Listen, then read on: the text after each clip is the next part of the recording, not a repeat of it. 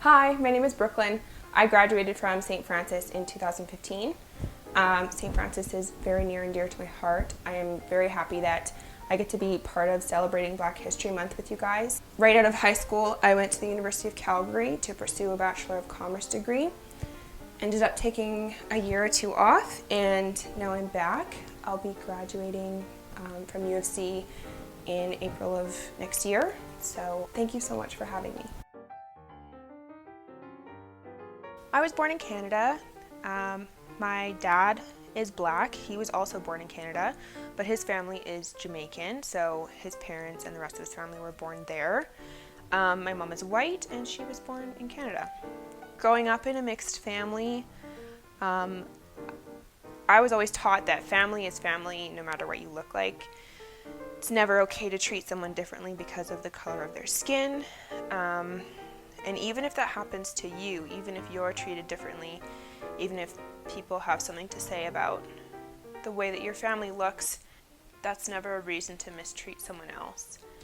I personally didn't experience a lot of racism. I would have people tease me about my hair and stuff, but my mom did a really good job of helping me embrace my hair, embrace my appearance, and have our differences be something that we celebrate instead of cause division. We were taught to be respectful and be mindful of our character no matter what. Always conduct yourself in a way that makes you proud of who you are. You know the rules, you know the expectations, you know the standard of how you should treat other people. Not only that, but you know your value. You know how God sees you, you know how much God values you, and God's opinion is not contingent on the behavior of others, and so your treatment of others shouldn't be contingent on the way that they behave towards you. Jesus treated everyone fairly and with love. Not only that, he knew when to turn the other cheek. He knew when to separate himself when it wasn't good for him to be there. And he also knew when to get angry. And he did it all perfectly. Another one is Maya Angelou. She was such a wise woman. She let her experience and everything that she's been through add grace and wisdom to her voice and to her character. And I love reading her poetry and listening to her interviews. And the other person is Amanda Gorman, the poet.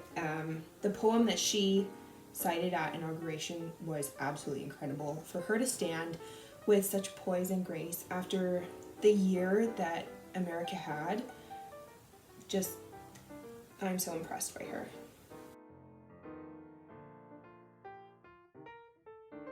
I feel very fortunate that I was able to go back to Jamaica a couple times and meet the rest of my family. We have very good friends there. We also have friends here in Canada who are from Barbados and Trinidad. They're some of the closest people to us.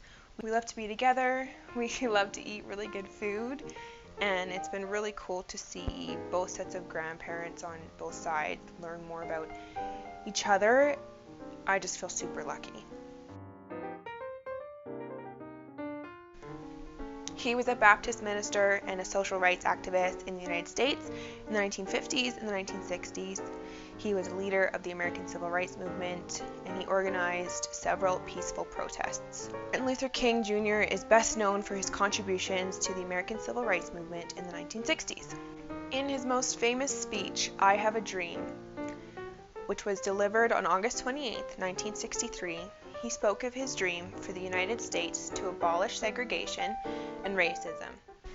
A significant quote from that speech is, "I have a dream that my 4 little children will one day live in a nation where they will not be judged by the color of their skin, but by the content of their character." On April 4th, 1969, Dr. Martin Luther King was unfortunately assassinated, an act driven by hatred and racism. But Mr. King's legacy continues to live on to this day. Today, he is an inspiration to all of us and a constant reminder that the dreams we have, though they seem impossible, they truly can be attained. January 18th is Martin Luther King Day, and it's a day that we all are reminded of his efforts against racism and inequality, and it's a day for the world to celebrate the important contributions he made to our history. Thank you so much for having me here today.